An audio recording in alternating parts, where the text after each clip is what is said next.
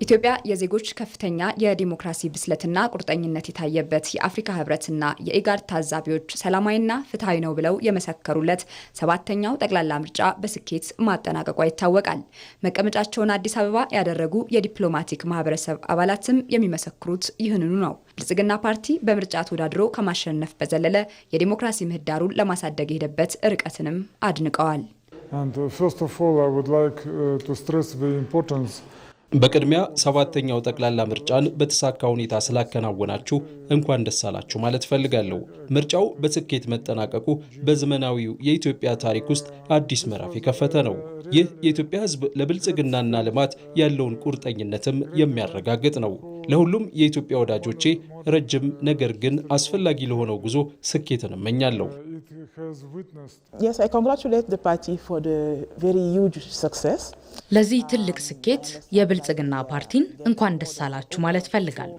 ከ501 ወንበር ወደ 400 ወንበር ማግኘት ትልቅ ስኬት ነው። ከዚህ በላይ ግን ከገለጻው የተረዳሁትና የሳበኝ የፓርቲው ራዕይ ነው። ፓርቲው ብሔር ተኮር የነበረውን የፖለቲካ ስርዓት የቀየረበትና ሁሉንም አሳታፊ ስርዓት የመሰረተበት መንገድ በጣም ጥሩ ነው። በተጨማሪም ፓርቲው የሚመራበት መርህና ለህዝብ አገልግሎት የሰጠው ትኩረትና ቁርጠኝነት የሚደነቅ ነው።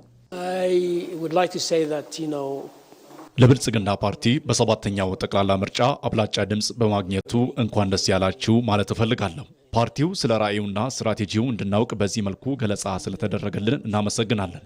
ፓርቲው እየሰራ ያለው ስራ በጣም የሚበረታታ ነው። ባለፉት ዓመታት በተለያዩ ዘርፎች ያመጣነው ለውጥ መመስከር እንችላለን።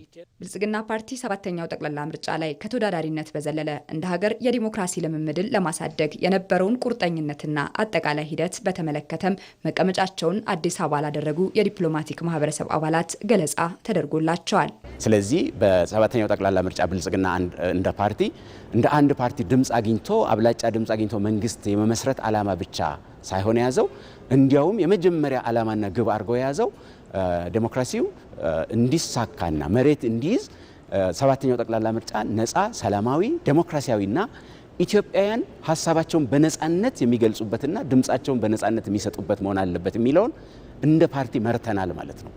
እንደ ፓርቲ ኃላፊነት ተወጥተናል። ይህንን ለዓለም አቀፉ ማህበረሰብ በዛሬው ዕለት አስገንዝበናል ማለት ነው። ፓርቲው ከዓለም አቀፍ ማህበረሰብ ጋር በቅርበት እየሰራ መሆኑም ተመላክቷል። ሂደታችን ምን ይመስል ነበረ? በተለይ ከነሱ ጋር የነበረን ግንኙነት፣ እነሱም ያበረከቱት አስተዋጽኦ ምን ይመስል ነበረ የሚለው ለመመሰጋገንም በአጠቃላይ ደግሞ ሂደቱ በምን መልኩ ነው የሚገለጸው የሚለው የጋራ መግባባትና መረዳት ለመፍጠር አስበን ያዘጋጀነው ነው።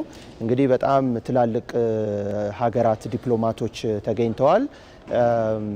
በጣም ውጤታማ የሆነ መድረክም ነበረ። እነሱም በሰጡን አስተያየት መሰረት ምርጫው በጣም አስደናቂ እንደነበረ በብዙ መመዘኛም ውጤታማ እንደነበረና ይሄም ተሞክሮ ሆኖ ለተለያዩ የአፍሪካም የዓለም ሀገራትም በተሞክሮነት መቅረብ ያለበት ነው ብለው አስተያየት ሰጥተውናል።